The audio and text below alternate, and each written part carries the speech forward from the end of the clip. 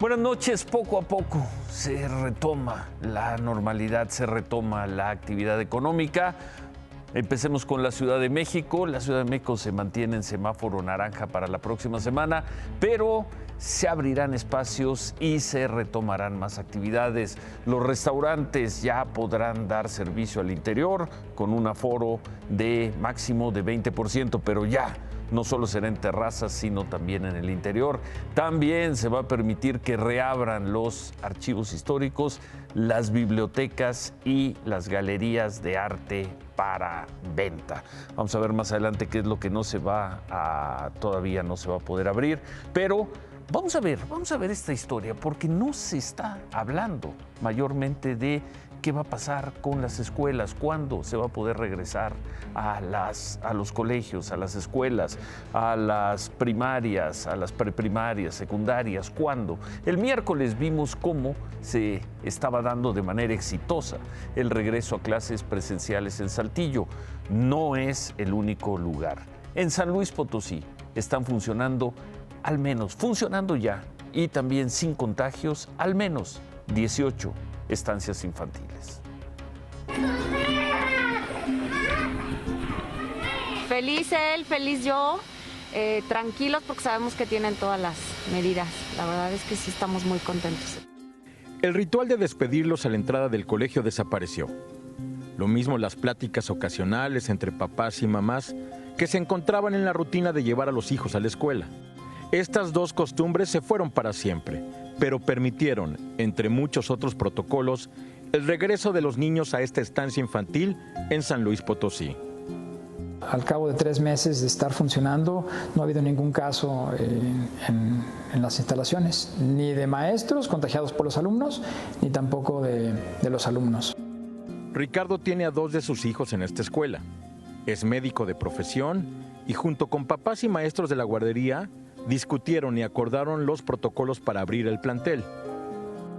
80 páginas de instrucciones que toda la comunidad escolar está obligada a respetar.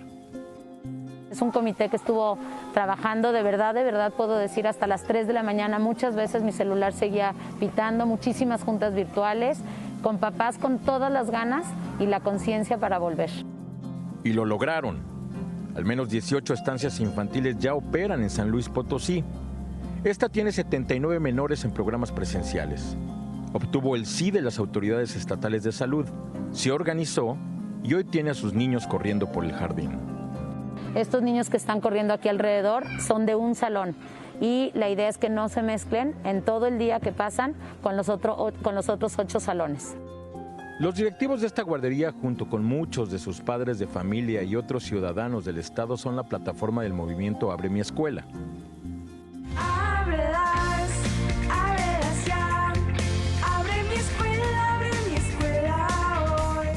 Un grupo interesado en promover la apertura de escuelas bajo condiciones controladas en todo el país.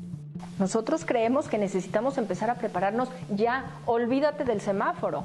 Y una vez que estés listo, abres. Abre mi Escuela promovió ante el gobierno del estado de San Luis Potosí reuniones para acordar las condiciones de un regreso a clases seguro en todo el estado. Y generó este documento que identifica fases, actores, encuestas, materiales informativos, protocolos y hasta un plan piloto. La guía ya está en manos del gobierno de San Luis Potosí. Los niños no están en la conversación nacional. Ahorita pasamos en San Luis de semáforo rojo a semáforo anaranjado, cambiaron las disposiciones para todos los giros, están todos los giros, pero el giro de la educación, de la atención a los niños, no está en ningún lado. ¿Se queda tranquilo de que se quede el pequeño en la escuela? Muy tranquilo y muy contento. Y yo creo que mucho más él.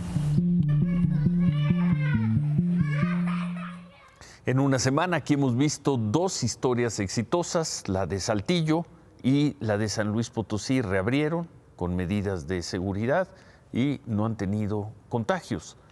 Esta noche se le preguntó al doctor López-Gatell sobre estos colegios particulares que estarían analizando o que ya están tomando la iniciativa de comenzar clases con todas las medidas sanitarias.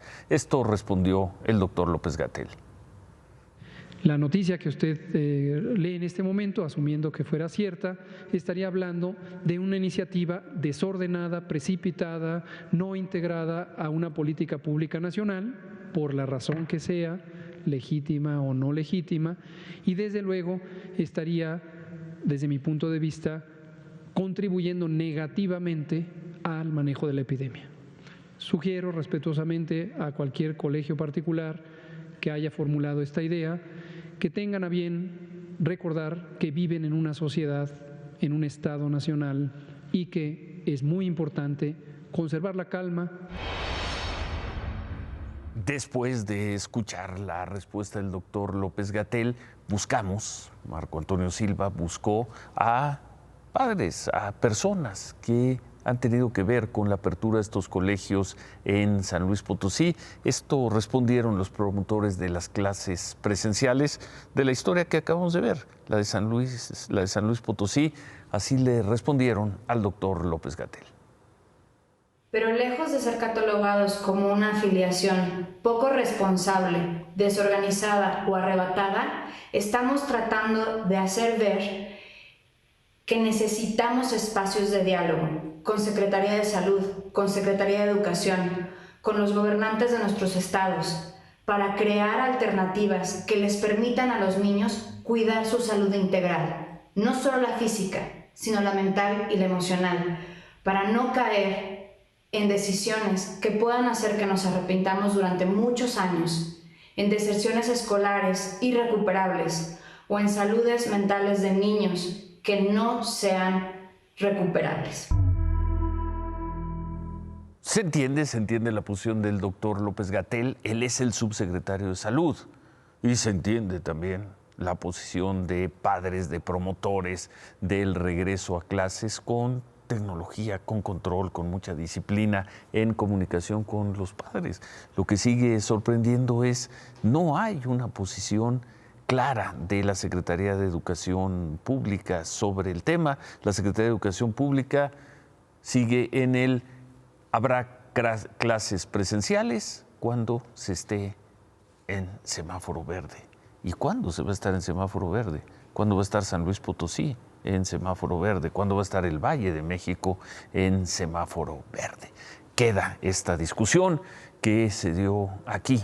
Esta discusión y estas historias, repito, de éxito de dos lugares del país, Saltillo, Coahuila, San Luis Potosí, donde ya retomaron las clases presenciales. Veíamos al inicio del programa qué es lo que se reabre en la Ciudad de México a partir de la próxima semana. Vamos a ver ahora lo que se mantiene cerrado, los cines.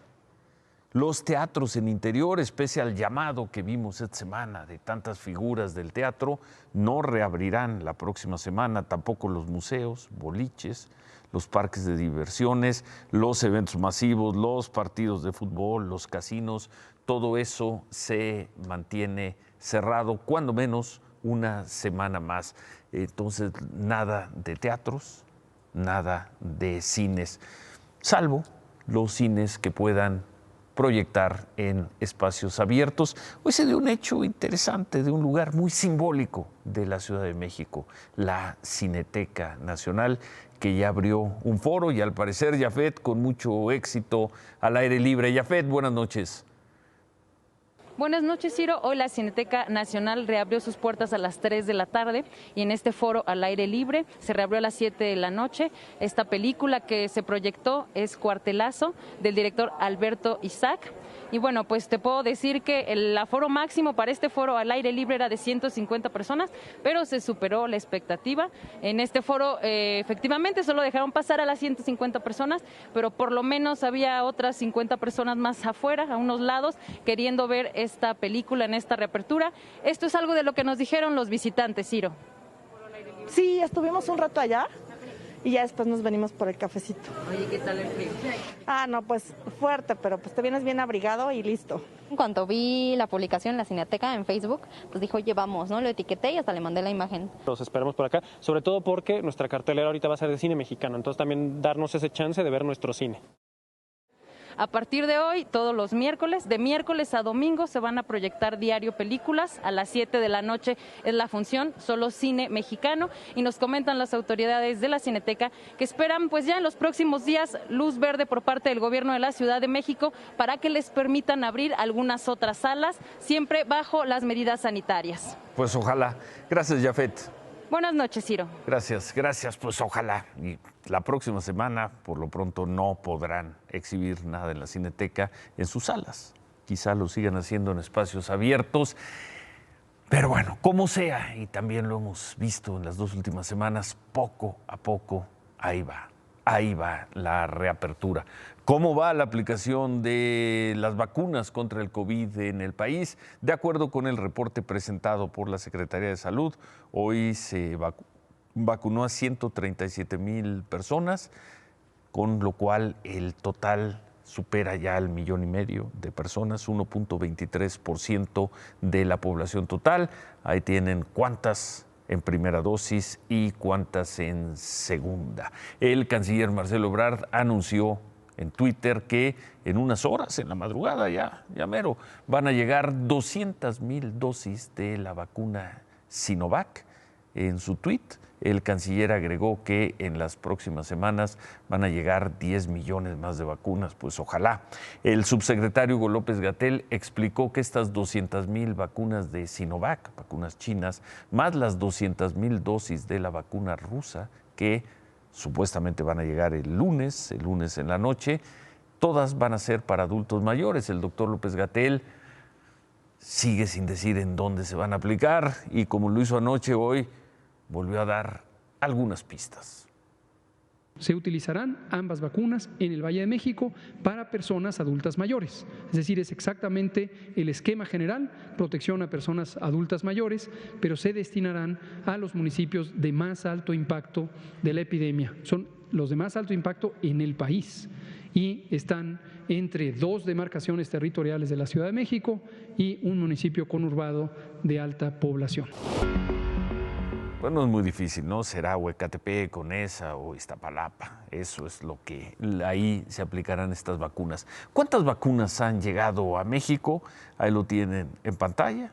Las de Pfizer, que llegaron en diciembre, las de AstraZeneca, que llegaron el fin de semana, y la segunda entrega de Pfizer, que llegaron el martes a Monterrey, la Ciudad de México. Poco más de 2 millones de vacunas. ¿Cuántas, según el gobierno, llegarán en los próximos días?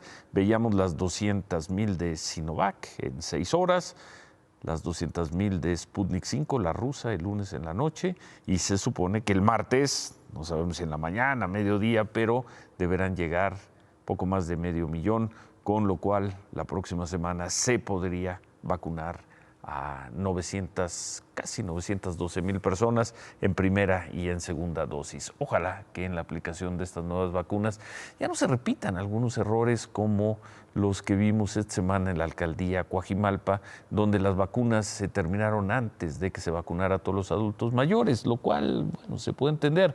Lo que cuesta más trabajo es entender los errores de comunicación como este que se dio hoy en la mañana y que por supuesto pues provocó que llegara gente con la ilusión de vacunarse a un lugar donde ya no había vacunas. Esto ocurrió. Una cadena de desinformación, desorganización y la enorme necesidad de obtener una vacuna contra el COVID-19 llevó a decenas de personas de más de 60 años de edad a formarse desde la madrugada en una fila para obtener una vacuna agotada. Leticia, ¿qué hora llegaste? A las 3:30. Se había dicho que rezagados jueves y viernes. Pues Locatel me dijo que sí. Ayer vine, pero ya no alcancé vacunas, a las 10 de la mañana se acabaron. Me dijeron que viniera ahora. Aquí estamos, toda esta gente ya esperando las vacunas. A las 7 de la mañana la fila superaba ya las 250 personas que rodeaban el Instituto Josefa Ortiz de Domínguez en Coajimalpa. Hasta ayer era un centro de vacunación, pero hoy solo era un elefante blanco. La única autoridad a la vista eran los policías que resguardaban el plantel y los agentes de tránsito, pero tampoco sabían qué responder. Yo si puse algo, inmediatamente les informo.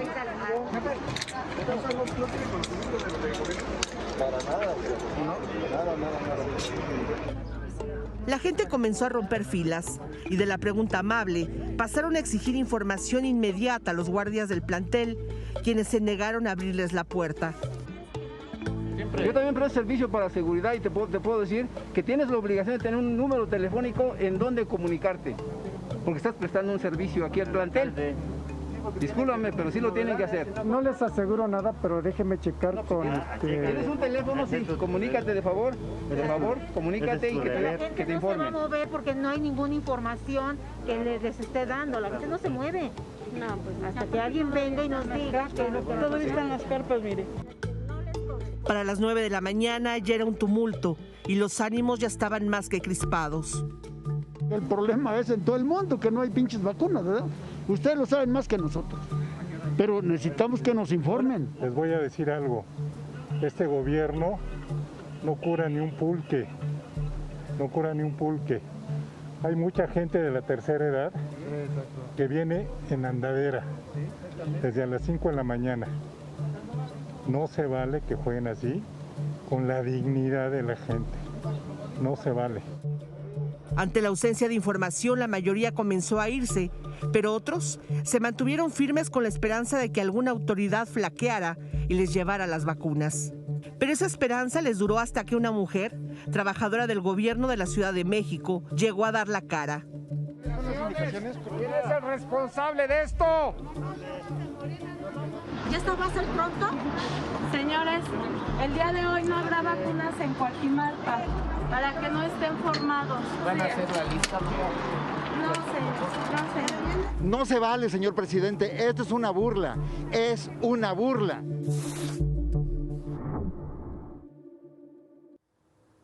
Y todo por un problema de desinformación.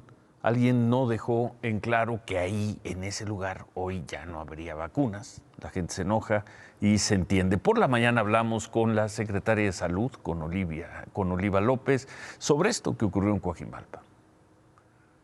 Prácticamente cubrimos la población residente en Coajimalpa con esas estimaciones, con esos datos duros que dicen cuántos residentes hay en cada una de las alcaldías. Evidentemente hay una mayor demanda. Tuvimos en el segundo día gente que llegó a vacunarse de otras alcaldías y el día de ayer incluso de otros estados. Y lo que estamos haciendo es registrando para en cuanto tengamos más dosis, inmediatamente ponerlas a estas personas. Estas personas que no recibieron la vacuna y se registraron van a tener que esperar a que llegue un nuevo cargamento de AstraZeneca, porque el doctor López-Gatell aclaró que no se van a utilizar diferentes vacunas en una misma demarcación. Así que cuando lleguen las vacunas AstraZeneca, seguramente estas personas van a ser prioridad, estas personas de Coajimalpa. La jefa de gobierno, Claudia Sheinbaum, firmó un convenio con farmacias privadas y tiendas departamentales para que se apliquen más pruebas de COVID gratuitas. Las pruebas se van a aplicar a partir de lunes en 10 plazas comerciales y 42 farmacias. Se harán 2,000 pruebas adicionales. Va a ser un servicio gratuito. Bien por esta decisión y qué bueno, ya quedó completamente atrás aquella discusión de hace casi un año de que las pruebas no eran tan importantes. La cifra que dio a conocer esta noche la Secretaría de Salud: 857 personas muertas en las últimas 24 horas y el acumulado de personas muertas, de mexicanos muertos por coronavirus, tanto en las cifras de la Secretaría de Salud como con lo que ya agregó el INEGI, lleva el total a 212,606 personas.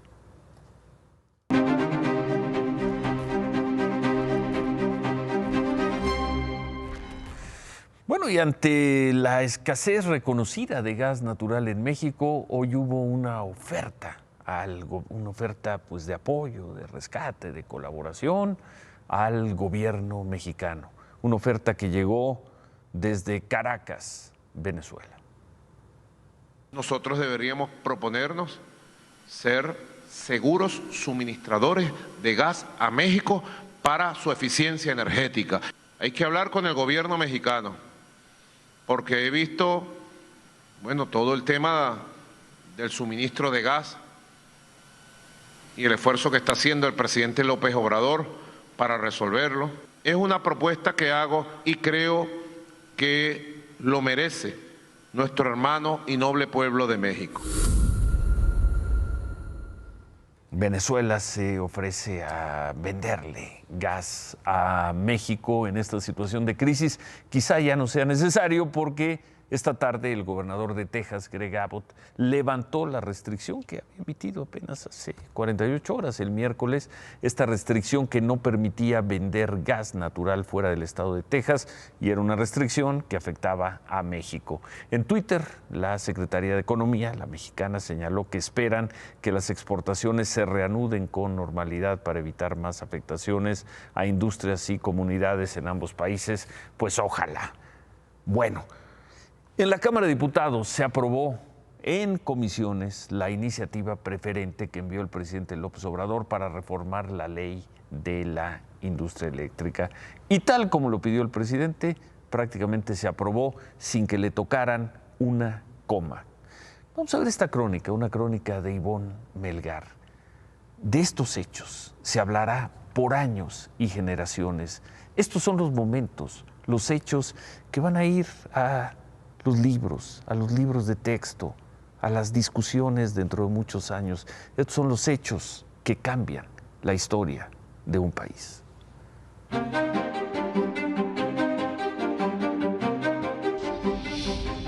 La reforma presidencial a la ley de la industria eléctrica avanzó en la Cámara de Diputados con el voto de Morena y Partido del Trabajo a favor de un dictamen que no dejó lugar a dudas. Se busca obligar a las empresas privadas que generan energía a sentarse a renegociar sus contratos. Dichos contratos deberán ser renegociados o terminados en forma anticipada. Fue una discusión de 5 horas en medio de las dificultades de esta nueva modalidad semipresencial impuesta por la pandemia. Unos diputados desde un salón de San Lázaro y otros desde la curul virtual de sus oficinas en casa. Por temas técnicos, tratándose de un enlace telemático, para efectos de tener el mejor sonido, es necesario que quien no esté haciendo uso de la palabra tenga el micrófono apagado. Pero esa debe ser decisión del legislador, prender o apagar su micrófono, y no lo deben de hacer ustedes de manera central. Y es que por seguir las reglas de la sana distancia, la oposición le dejó el terreno presencial libre a la mayoría de la Cuarta Transformación, que excluyó del dictamen todas las alertas que empresarios, reguladores y especialistas prendieron en días pasados. Hoy está aplicando un procedimiento mordaza. Estamos en completa desventaja porque ni nos ven ni nos oyen. Échense un tecito de tila, ustedes que están en su casa pueden ahí tranquilos. El dictamen que hoy se presenta representa la posición de la mayoría que tiene la Cámara de Diputados. Échenle ganas para junio a ver si cambian las cosas. La ley vigente simula que hay un mercado competitivo. El mercado eléctrico es una simulación. Pero ya en el debate, diputados del PAN, PRI, PRD y Movimiento Ciudadano dieron la batalla advirtiendo de los riesgos del cambio que el gobierno pretende concretar para darle prioridad a la CFE en el despacho de electricidad que sus centrales generan. Hoy, las centrales de generación de CFE son las que representan la mayor pérdida de 10,000 millones de pesos. Son unos farsantes, igual que quienes aquí están defendiendo supuestamente el medio ambiente. Traidores al pueblo es lo que son, eso es lo que son, y me da mucha rabia escuchar su hipocresía absoluta en tribuna. Caldeados los ánimos, también los defensores de la reforma parecían necesitar un té de tila, y más cuando los del Partido Verde se pronunciaron en contra y la extraña voz disidente de una diputada morenista ventiló su inconformidad con el daño ecológico que este cambio traerá. Los invito a reflexionar sobre el sentido de su voto para poder replantear un producto legislativo en beneficio del pueblo y del medio ambiente que le daremos a nuestros hijos y nietos. Pero en adelanto de la planadora que orgullosamente desplegarán el próximo martes, cuando se vote la reforma en el Pleno de San Lázaro, hoy, con 22 votos a favor y 10 en contra, morenistas y petistas aprobaron el dictamen de reforma a la que el presidente pidió que no le movieran ni una coma. Entregas luz, te pago. No entregas luz, no te pago.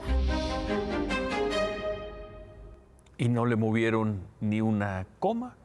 La próxima semana esto se votará en el Pleno y, pues como vimos, no hay ninguna intención por parte de la mayoría de Morena de escuchar las muchas críticas que se dieron. Se aprobará tal como la mandó el presidente López Obrador.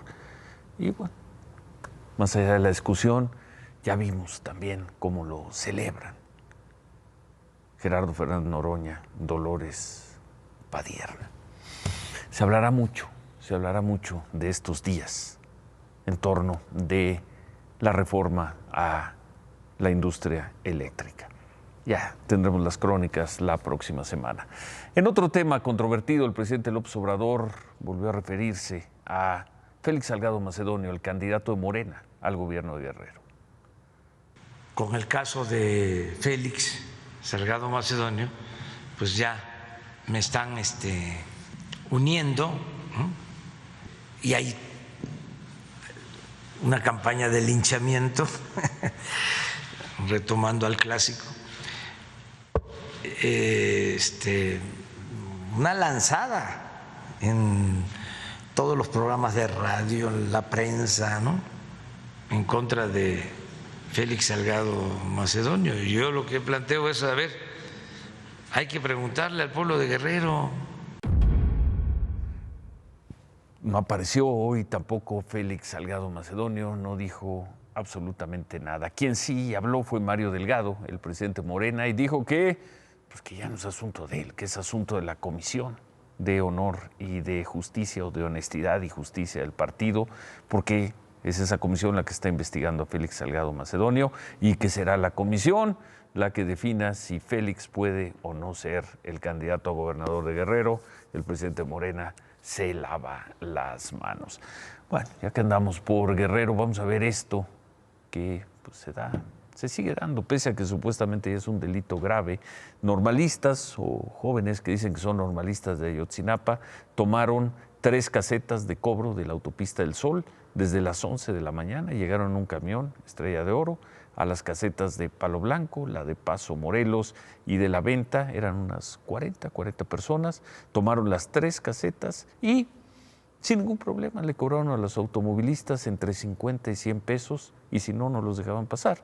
Había una mínima presencia por ahí de la Guardia Nacional que solo dialogó con ellos. ¿Qué pasó después? Los normalistas se fueron de las casetas por ahí de las 4 de la tarde, es decir, estuvieron pues pidiéndole a la gente, por las buenas, dinero 5 horas y nadie se los impidió. De acuerdo con los normalistas, el dinero que recolectaban es para financiar sus próximas actividades. Se fueron en el mismo camión en el que llegaron. Supuestamente, esto ya es un delito grave, supuestamente. En otras cosas, hoy el Sistema Nacional de Seguridad Pública dio a conocer los datos de la incidencia delictiva en enero. Se registraron 2.899 homicidios dolosos. Es un aumento de casi 200 personas sobre el mes anterior, sumando homicidio doloso y feminicidio. Robo con violencia disminuyó un poco. El secuestro, en tema del secuestro, también, bueno, teníamos 68 casos en diciembre, 48 en enero, pero pues como lo vemos, estas cifras tienen poco que ver con las de Alto al Secuestro, que son casi 3 veces más altas. Alto al Secuestro esta misma semana registró 123 víctimas, en cambio el Sistema Nacional de Seguridad Pública solo está registrando a 48. El presidente López Obrador encabezó la conmemoración del aniversario del Ejército Mexicano. Esto fue en el Campo Militar 37, en Zumpango, Estado de México. Ahí el presidente dijo que el Ejército se está renovando y puso como ejemplo su participación en la construcción ahí mismo del aeropuerto Felipe Ángeles. Estuvo acompañado de los gobernadores de Querétaro y de Hidalgo, de la jefa de gobierno de Ciudad de México, del gobernador del Estado de México, y el presidente agradeció al Ejército por el respaldo que le da a su gobierno. Sobre episodios muy controvertidos de la historia nacional, el presidente dijo esto. A lo largo de su historia, es más lo bueno de esta institución que los errores o sus manchas, muchas de ellas no atribuibles a los mandos militares, sino a los gobiernos civiles que en algunas ocasiones han utilizado indebidamente a las Fuerzas Armadas para reprimir al pueblo.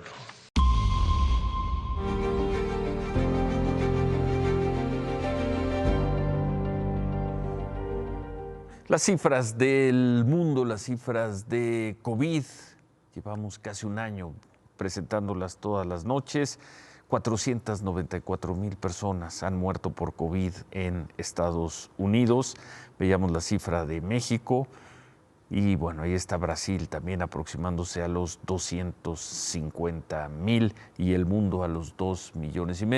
En las últimas 24 horas, Estados Unidos, 2,620 personas están haciendo un gran esfuerzo en vacunación, tienen números impresionantes, pero su cifra de muertos sigue siendo altísima. Por cierto, el presidente de Estados Unidos, Joe Biden, anunció que Estados Unidos va a aportar $4,000 millones en programas para distribuir vacunas en los países más necesitados, y lo dijo así. It's not enough that we find cures for Americans. There needs to be cures that the world is able to take part of, because you can't build a wall or a fence high enough to keep a pandemic out.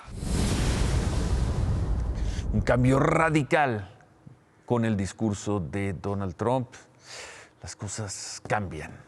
¿Quién hubiera dicho antes del inicio de la pandemia, cuando parecía que la reelección de Trump sería un trámite? ¿Quién iba a decir que hoy estaría gobernando un presidente de Estados Unidos, un presidente enemigo jurado de los muros? Por cierto, México y Estados Unidos extendieron un mes más, eso sí, el cierre de la frontera al tránsito considerado no esencial.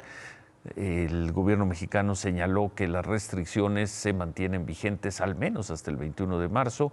Con esto, pues se va a cumplir ya un año de estas restricciones. Bueno, vamos a hacer una pausa. Regresamos con David Páramo. Hay cifras hoy interesantes. Vamos a ver qué dice David de la reforma a la industria eléctrica. Y regresamos también con una historia de éxito que de alguna manera se dio alrededor de este programa o se expresó en este programa. ¿Valió la pena el esfuerzo de la viuda del primer mexicano muerto por COVID? Sí le van a pagar, sí le van a entregar su apoyo económico. Volvemos. Vámonos hoy primero con un dato económico muy extraño. La actividad económica cayó diciembre y enero más del 4%, 4.2, 4.4%. ¿De qué nos habla? Del peor arranque para un enero desde la crisis económica mundial de 2009. En un diciembre en el que se tomaron decisiones de cerrar la economía por la pandemia. Es justo por eso. O sea, el cierre de la economía, el cierre de la gran megalópolis de la Ciudad de México. Sí. Es cerrar el 30% del país. Se entiende. Es Ojalá donde se concentra en febrero, en marzo, venga la recuperación. Es a lo que voy, Ciro. Bueno, pues adelante. Vengo a ratificar que la economía va a crecer 4,5%. ¿En el año? O sea, a pesar del arranque que en el año, que a pesar de que este enero es muy malo, un diciembre malo y un enero muy malo, va a crecer la economía 4,5%, y te voy a decir por qué. Uno. A ver. Y lo más importante, Estados Unidos va a empezar a crecer muy rápido con vacunas y va a jalar a todo el sector exportador mexicano, que es donde le están apostando. Hablas con las armadoras de automóviles. En el mercado interno, en esta época no. Vamos al mercado externo. Segundo, el sector agrícola mexicano le está yendo bien desde el año pasado. Y en la medida que se disminuye el impacto en el sector servicios, en esa medida vamos a tener una mayor recuperación. Y hoy, si nos fijamos, ya la mayoría de los estados van saliendo. Hay algunos que están perdidos. Quintana Roo, Guerrero, Baja California Sur. Los turísticos. Que son básicamente turísticos. Y en lugar de andar haciendo ahí acuerdos con Qatar Airlines, el secretario de Turismo, debería estar pensando e instrumentando con los gobiernos de los estados planes específicos para que se recuperen esos estados. 4.5%. Esa era la primera. ¿Qué más? Pues la primera, ya, pues, quiero hablar de la divertidísima película que vimos hoy en el Congreso. ¿Me la cuentas como remate o...? Como quieras. Es tu programa, tú mandas. ¿Quieres como nada más recordar lo que vimos, la crónica de Ivonne Melgar? Todo quedó listo para que, creo que va a ser el martes. El martes se vote la... Pues la es una contrarreforma. Es una contrarreforma, pero mi pregunta es, ¿qué es peor? La electricidad. Lo que hicieron en la Comisión de Economía, que les dijeron, pues ni siquiera hablamos, dejamos que se vence el tiempo, ni siquiera discutimos, o lo que pasó hoy. Hoy, Fernández Noroña demostrando pues, el tipo de persona que es. Ni siquiera se pudo poner el cubrebocas y todo lo que ya vimos. Sí. Segundo, misteriosamente, que yo no recuerdo que nunca iba a pasar en el canal del Congreso, se caía la imagen cuando estaba hablando la oposición. Tenían problemas. Le cerraron los micrófonos. ¿Qué es peor? ¿No discutirlo o tratar de discutirlo así? El hecho es, el martes la va a aprobar el Pleno, va a intentar la oposición, con la ayuda de los verdes que se cambiaron al bando de la oposición, una acción de inconstitucionalidad. La Comisión Federal de Competencia va a ir otra vez a la Suprema Corte y reitero, se les va a caer en tribunales porque es anticonstitucional. No. Pero para eso falta... el martes se va a aprobar en Cámara. El martes se va a aprobar, va a senadores y los senadores la van a aprobar. Y luego vendrán los pleitos legales. Tú dices que se van a perder. ¿Se van a perder? Yo digo que no. Pero para eso faltan muchos meses. ¿Por qué la Suprema Corte tendría que votar en un lado diferente? La Suprema Corte ya dijo que esto era anticonstitucional. ¿Por qué va a votar diferente? Bueno. Eso va a ser divertido verlo. ¿Lo tomamos como remate? Lo tomamos como remate. Manda buen fin de semana. Tengan un feliz fin de semana y en la medida de lo posible, cuidándose, consuman porque sí nos surge reactivar la economía. Haz Patria Consume. Haz Patria Consume. Ir a un restaurante que ahora ya... Sí, al 20% a partir del lunes. Del lunes, pero ya es hora de ir a un restaurante. Bueno, gracias. Gracias, David. Hacemos una pausa y... Valió la pena el esfuerzo de la viuda del primer mexicano muerto por COVID. Le van a entregar su apoyo económico. Vamos a ver. Vamos a cerrar la semana con esta buena noticia. Volvemos. La semana pasada hablamos con la señora Adriana Meneses, la viuda de Carlos Hernández, el primer mexicano muerto por coronavirus. Era muy difícil entender que las autoridades le estuvieran regateando, si no es que negando, el apoyo que el gobierno federal ofrece a los familiares de las víctimas de COVID, un apoyo de 11,400 pesos, único pago. Pues bien, al parecer las autoridades comprendieron el error que estaban cometiendo, hablaron con la señora y todo indica que le pagarán los 11,400 pesos de apoyo. Fui contactada y llamada a una reunión en la cual se me volvió a realizar un nuevo registro, ya con todos los datos estrictamente verificados, y tuvimos pues